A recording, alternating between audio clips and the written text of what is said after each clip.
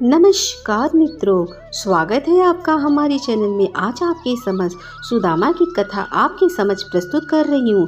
किस कारण सुदामा को भोगनी पड़ी इतनी गरीबी। कृष्ण और सुदामा की दोस्ती सब वाकिफ होंगे। अगर किसी को कभी दोस्ती का मिसाल देनी हो तो सबसे पहला नाम कृष्ण और सुदामा का ही आता है। कृष्ण का जन्म एक संपन्न परिवार में हुआ था और वहीं सुदामा एक गरीब ब्राह्मण थे। दोनों में जमीन आसमान का फर्क था, लेकिन दोनों की दोस्ती का मिसाल आज भी हम देते हैं। शास्त्रों में कहा गया है कि सुदामा एक समय में बहुत ही अमीर हुआ करते थे, लेकिन क्या किसी को पता है कि सुदामा गरीब कैसे हुए? क्या थी इसके पीछे की वजह?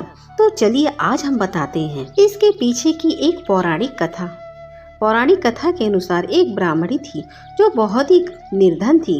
भिक्षा मांगकर जीवन व्यापन करती थी। एक समय ऐसा आया कि 5 दिन तक उसे भिक्षा नहीं मिली। वह प्रतिदिन पानी पीकर भगवान का नाम लेकर सो जाती थी। 6ठे दिन उसे भिक्षा में 2 मुट्ठी चने मिले। कुटिया में पहुँचते पहुँचते रात हो गई। ब्राह्मणी ने सोचा, अब ये चने रात में नहीं खाऊंगी, सुबह भगवान को भोग लगाकर फिर खाऊंगी। यह सोचकर ब्राह्मणी चने को कपड़े में बांध कर रख दिया और वासुदेव का नाम जपते जपते सो गई। लेकिन कुछ समय बाद कुछ चोर चोरी करने के लिए उसकी कुटिया में आ गए। इधर उधर बहुत ढूंढा, चोरों को कुछ नहीं मिला, लेकिन वे चने की बंधी पोटली चुरा ले गए, क्योंकि उनको उस पोटली में सोने के सिक्के लगे। इतने में ब्राह्मणी जग गई और शोर मचाने लगी। गांव के सारे लोग चोरों को पकड़ने के लिए दौड़ पड़े। चोर वे पोटली लेकर भागे। पकड़े जाने के डर से सारे चोर संदीपन मुनि के आश्रम में छिप गए, जहां भगवान श्री कृष्ण और सुदामा शिक्षा ग्रहण कर रहे थे। कुछ समय बाद चोर उस आश्रम से भाग गए, लेकिन वे चने की पोटली वहीं भूल गए। उधर भूख से व्याकुल ब्राह्मणी ने श्राप दे दिया कि मुझ दीनहीन असहाय के जो भी चने खाएगा वह दरिद्र हो जाएगा। प्रातःकाल गुरु माता आश्रम में झाड़ू लगाने लगी और उसे वही चने की पोटली मिल गई। गुरु माता ने पोटली खोली, कहा, भूख लगे तो तुम दोनों खा लेना। सुदामा तो जन्मजात से ही ब्राह्मण थे। जो ही चने की पोटली सुदामा ने अपने हाथ में ली, त्यों ही उन्हें सारा रहस्य मालूम हो गया। सुदामा जी ने सोचा, गुरु माता ने कहा है कि यह चने दोनों लोग बराबर में बांट लेना। ये चने अगर मैंने श्री कृष्ण को खिला दिया तो सारी सृष्टि दरिद्र हो जाएगी। मैं ऐसा नहीं करूँगा। मेरे जीवित रहते मेरे प्रभु दरिद्र हो जाएं, ऐसा कदापि नहीं होगा। तो इसी बात के डर से सुदामा ने सारे चने खुद खा लिए। दरिद्रता का श्राप सुदामा जी ने स्वयं ले लिया, लेकिन अपने मित्र श्री कृष्ण को एक भी दाना चने का नहीं दिया। ऐसे निभाई सुदामा ने अपनी दोस्ती और खुद बन गए गरीब। भगवान श्री कृष्ण अपनी गायों से कितना प्यार करते थे, चलिए इसके बारे में हम बताते हैं। कार्तिक शुक्ल पक्ष अष्टमी तिथि को गोपाष्टमी के रूप में मनाया जाता है। इस दिन भगवान श्री कृष्ण गौचरण लीला आरंभ की थी। गौ अष्टमी पूजन विधि। इस दिन बछड़े सहित गाय का पूजन करने का विधान है। इस दिन प्रातः काल उठकर नित्य कर्म से निर्वृत्त होकर स्नान करते हैं। प्रातः काल ही गौ और उनके बछड़ों को भी स्नान कराया जाता है। गौ माता के अंगों में मेहंदी, रोली, हल्दी आदि के थापे लगाए जाते हैं। गायों को सजाया जाता है। प्रातः काल ही धूप, दीप, पुष्प, अक्षत, रोली, जलेबी, वस्त्र और जल से गौ माता की पूजा की जाती है। आरती उतारी जाती है। पूजा के बाद गौ ग्रास निकाला जाता है। गौ माता की परिक्रमा भी की जाती है। परिक्रमा के बाद गौ को साथ कुछ देर चला भी जाता है। भगवान श्री कृष्ण की गौचरण लीला। भगवान ने जब छठे वर्ष की आयु में प्रवेश किया तब एक दिन भगवान माता यशोदा से बोले, मैया अब हम बड़े हो गए हैं। मैया यशोदा बोली, अच्छा लल्ला तुम बड़े हो गए हो तो बताओ क्या करें। भगवान ने कहा, हम बछड़े को चराने नहीं जाएंगे, हम गाय को चराएंगे। मैया ने कहा, ठीक है बाबा से पूछ लेना। मैया के इतना कहते ही झट से भगवान नंद बाबा से पूछने पहुंच गए। बाबा ने कहा, लल्ला अभी तुम बहुत छोटे हो, अभी तुम बछड़े को ही चराओ। भगवान ने कहा, बाबा अब मैं बछड़े को नहीं गाय को चराऊंगा। जब भगवान नहीं माने तब बाबा बोले, ठीक है तुम पंडित जी को बुला लाओ, वह गौचरण का मुहूर्त देखकर बताएंगे। बाबा की बात सुनकर भगवान झट से पंडित जी के पास पहुंचे और बोले, पंडित जी आपको बाबा ने बुलाया है, गौचरण का मुहूर्त देखना है। आप आज ही मुहूर्त बता देना, मैं आपको बहुत सारा मक्खन दूंगा। पंडित जी नंद बाबा के पास पहुंचे और बार बार पंचांग देखकर गणना करने लगे। तब नंद ने पूछा, पंडित जी क्या बात है, आप बार बार क्या गिन रहे हैं। पंडित जी बोले, क्या बताऊं नंद जी, केवल आज का ही मुहूर्त निकल रहा है, इसके बाद तो 1 वर्ष तक कोई मुहूर्त नहीं है। पंडित जी की बात सुनकर नंद बाबा ने भगवान को गौ चरण की स्वीकृति दे दी। भगवान जो समय कोई कार्य करे वही शुभ मुहूर्त बन जाता है। उसी दिन भगवान ने गौचरण आरंभ किया था और वह शुभ तिथि कार्तिक मास के शुक्ल पक्ष अष्टमी को भगवान के गौचरण आरंभ करने के कारण यह तिथि गोपाष्टमी कहलाई। माता यशोदा ने अपने लल्ला के श्रृंगार किए और जैसे ही पैर में जूतियां पहनाने लगी तो लल्ला ने मना कर दिया और बोले, मैया यदि मेरी गाय जूतियां नहीं पहनती तो मैं कैसे पहन सकता हूँ। यदि पहना सकती हो तो उन सभी को भी जूतियां पहना दो। और भगवान जब तक वृंदावन में रहे भगवान ने कभी पैरों में जूतियां नहीं पहनी। आगे आगे गाय और उनके पीछे बांसुरी बजाते ग्वाल गोपाल इस प्रकार से विहार करते हुए भगवान ने उस वन में प्रवेश किया। तब से भगवान की गौ चरण लीला आरंभ हुआ। जब भगवान गौ चराते हुए वृंदावन जाते तब उनके चरणों से वृंदावन की भूमि अत्यंत पावन हो जाती। वह उन गांवों के लिए हरी भरी घास युक्त एवं रंग बिरंगे पुष्पों की खान बन गई। अगर भगवान श्री कृष्ण अपने माथे पर क्यों धारण करते हैं मोर मुकुट, बेहद दिलचस्प है ये पौराणिक कथा जो आपकी समझ प्रस्तुत कर रही हूँ। श्री कृष्ण की सभी छवियों में उनके माथे पर मोर पंख और मुकुट शोभायान होता है। कहा जाता है कि भगवान श्री कृष्ण को मोर बेहद प्रिय है। भगवान श्री कृष्ण का नाम लेते ही हमारी आंखों के सामने उनके सुंदर और मनमोहक छवि आ जाती है। श्री कृष्ण की सभी छवियों में उनके माथे पर मोर और मुकुट शोभायान होता है। कहा जाता है कि भगवान श्री कृष्ण को मोर इतना प्रिय है कि वह उनके मुकुट का हिस्सा बन गया। लेकिन क्या आप जानते हैं श्री कृष्ण अपने माथे पर मोर मुकुट क्यों धारण करते हैं? यदि नहीं जानते हैं तो चलिए जानते हैं इस बारे में पौराणिक कथा। पौराणिक मान्यता के अनुसार वनवास के दौरान माँ सीता को जोर से प्यास लगी। श्री राम वहीं मौजूद थे। उन्होंने चारों ओर देखा लेकिन दूर दूर तक पानी नजर नहीं आया। ऐसा इसलिए क्योंकि चारों तरफ सिर्फ जंगल ही जंगल था। उसके बाद उन्होंने प्रकृति से प्रार्थना की, हे देव आसपास जहाँ भी पानी हो वहाँ जाने का मार्ग बताइए। जिसके बाद वहाँ एक मयूर का आगमन होता है।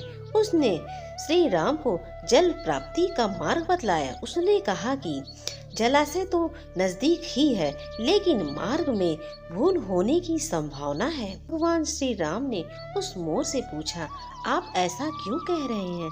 तब मोर ने उत्तर दिया, वह उड़ता हुआ जाए और उस क्रम में वह अपने पंख को बिखेरता हुआ जाएगा। जिसके सहारे से भगवान श्री राम उस जलाशय तक पहुंच जाएंगे। जबकि ऐसा माना जाता है कि मोर पंख किसी विशेष समय में ही गिरता है। कहा जाता है कि मोर अगर अपनी इच्छा के अनुसार अपने पंख को गिराता है तो उसकी मृत्यु हो जाती है। भगवान श्री राम का मार्ग दिखाने वाले मोर के साथ ऐसा ही हुआ। मोर जब अंतिम अवस्था में था तो उसने मन ही मन में सोचने लगा कि जो इस संसार का प्यास बुझाते हैं, ऐसे प्रभु का प्यास बुझाने का सौभाग्य मुझे प्राप्त हुआ है, सो उसकी जीवन धन्य है। उसकी कोई इच्छा बाकी नहीं रही। उसके बाद भगवान श्री राम ने उस मोर से कहा कि तुमने पंख बिखेर कर अपने जीवन का त्याग कर मुझ पर तो ऋण चढ़ाया है, मैं इस ऋण को अगले जन्म में जरूर चुकाऊंगा।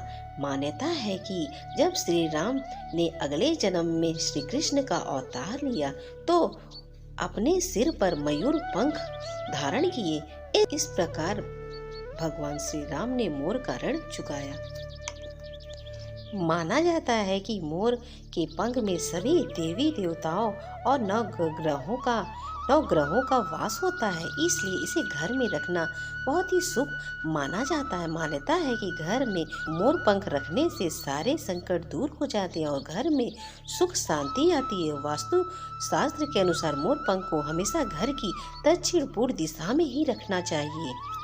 अगर आपको सुबह सुबह मोर पंख दिख जाए तो यह एक शुभ संकेत है। इसका मतलब है कि आपके जीवन में सकारात्मक आएगी। इसके अलावा अगर आपको सुबह मोर पंख दिख जाए तो आपको शुभ समाचार मिल सकता है।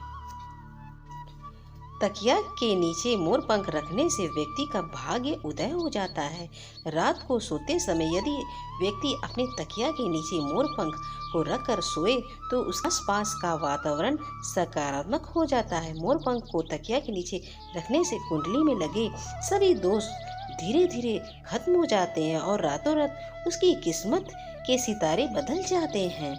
मोर पंख घर से बुरी ऊर्जा को दूर करने में बहुत ही कारगर होते हैं। इसके अलावा वास्तु दोषों को भी दूर करते हैं। अच्छे परिणाम के लिए आपको अपने घर के मुख्य द्वार पर कुछ मोर के पंख रखने चाहिए। क्यों मिला राधा रानी को आजीवन किशोरी रहने का वरदान, जाने इसकी पौराणिक कथा। सनातन धर्म में कृष्ण भक्ति में डूबे रहने वाले अनेक भक्त हैं जो राधा रानी के नाम का जाप करते रहते हैं। धार्मिक मान्यता है कि जो भक्त सच्चे मन से राधे राधे का जाप करते हैं उसे मोक्ष की प्राप्ति होती है और कृष्ण के वैकुंठ धाम तथा गोलोक में स्थान प्राप्त होता है। शास्त्रों के अनुसार राधा और कृष्ण एक ही आत्मा के दो रूप थे। श्री कृष्ण और राधा रानी एक दूसरे के बिना अधूरे माने जाते हैं। इसलिए आज भी श्री कृष्ण से जुड़े प्रत्येक कार्य में राधा रानी का नाम सबसे पहले लिया जाता है। राधा रानी को अनेक नामों से जाना जाता है, जैसे विश्व भानु कुमारी, बरसाने की रानी और किशोरी जी। शास्त्रों के अनुसार राधा रानी धरती के लोक पर हमेशा किशोरी रूप में ही रहीं। शास्त्रों में उल्लेखित कथाओं के अनुसार राधा रानी ऋषि अष्टवक्र से आजीवन किशोरी बने रहने का वरदान मिला था। आज इस लेख के माध्यम से हम जानेंगे कि ऋषि अष्टवक्र कौन थे और उन्होंने राधा रानी को किशोरी बने रहने का वरदान क्यों दिया। पिता से मिला 8 अंगों से टेढ़े मेढ़े होने का श्राप। पौराणिक कथा में यह वर्णन मिलता है कि द्वापर युग में वेदों और शास्त्रों के महान ज्ञाता ऋषि कहोड और माता सुजाता के पुत्र का नाम ऋषि अष्टवक्र था। ऋषि अष्टवक्र अपनी माता के गर्भ में ही अपने पिता ऋषि कहोड द्वारा शास्त्रों और वेदों का ज्ञान सुनते थे, लेकिन उन्हें शास्त्र का ज्ञान सही नहीं लगता था।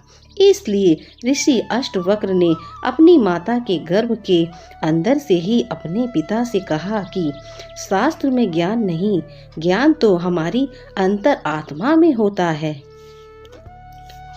हम सभी सत्य को बाहर खोजते हैं, जबकि सत्य तो हमारे अंदर है।